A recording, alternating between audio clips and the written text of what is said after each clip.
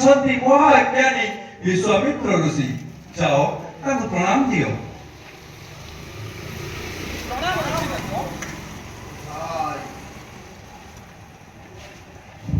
ପିତା କୁହନ୍ତୁ କି ନିମନ୍ତେ ଆସିଛନ୍ତି ମୁନି?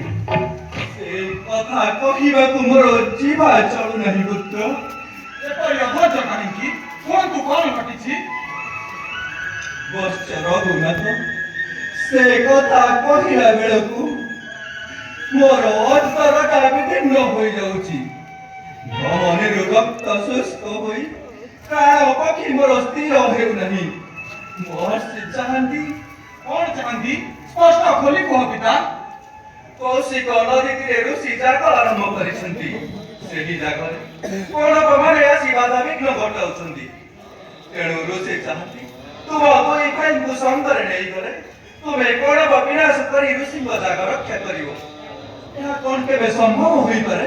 କାହିଁକି ସମ୍ଭବ ହେବ ନାହିଁ ପିତା? ପବିତ୍ର ସୂର୍ଯ୍ୟ ବଂଶରେ ଜନ୍ମ ଆମର। ଦିଗ୍ବିଜୟ ଅଯୋଧ୍ୟାର ରାଜପୁତ୍ର ହୋଇ ଯୁବତୀରୁ ହୋଇବୁ କାହିଁକି? ଯୁବତୀ ଆମର ଜନ୍ମଗତ ଅଧିକାର। ଆରେ ଅବୋଧ ଶିଶୁ, ମାୟାବୀ ରାକ୍ଷସଙ୍କ ସଙ୍ଗେ ତୁମେ କି ଯୁଦ୍ଧ କରିବ? ସିଂହ ଶାବକ ମଧ୍ୟ ଶିକାର କୌଶଳ ଜାଣେ ପିତା। ଆଶୀର୍ବାଦ ଦେଇ ଆଦେଶ ଦିଅନ୍ତୁ ଯେପରି ମହର୍ଷିଙ୍କ ସଙ୍ଗରେ ଯାଇ ତତ୍ପନ୍ନ ଦାନବମାନଙ୍କ ରକ୍ତରେ ପ୍ଳାବିତ କରିଦିବ। ମୋତେ ଯେତେ ବୁଝାଇଲେ କଦାପି ଏ ମନ ବୁଝିବ ନାହିଁ। ଏ ସମୟରେ ତୁମକୁ ବିପଦ କରିବାକୁ ଠେଲିଦେଇ କଦାପି ମୁଁ ଧୈର୍ଯ୍ୟ ଧରିପାରିବି ନାହିଁ। ଚିନ୍ତା କର ନାହିଁ ରାଜା। ରାମ ଲକ୍ଷ୍ମଣ ଦୁଇ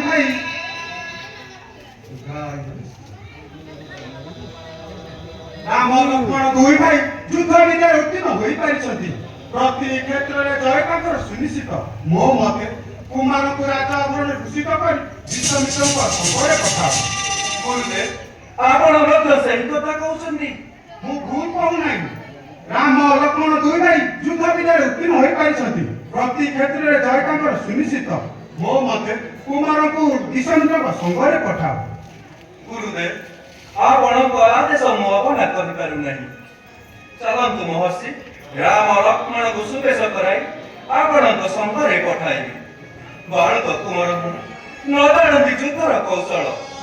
ଦୋଷ କଲେ କ୍ଷମା ଦେବେ ତାଙ୍କୁ।